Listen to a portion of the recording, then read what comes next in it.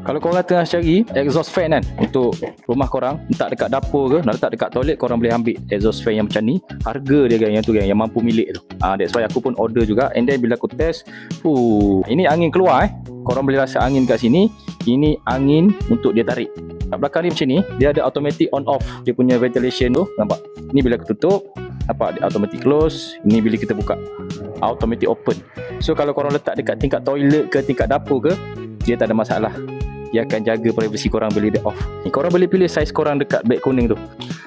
Dia pakai plug 3 pin guys. Memang aku ambil dengan saiz tingkap aku yang kecil ni. Dekat toilet korang boleh letak juga dekat sini. Korang boleh attach dan letak dekat tingkap toilet macam gini. Dulu aku pakai kipas macam ni. So sekarang pakai ventilation fan, lagi best. Dia boleh tarik haba dan bau dalam toilet korang. Kalau untuk dapur, korang boleh letak dekat tingkap macam tu. Boleh pasang pandai-pandai korang And then dekat dengan plug. Korang boleh pilih saiz korang dekat beg kuning bawah tu. Mantap kan?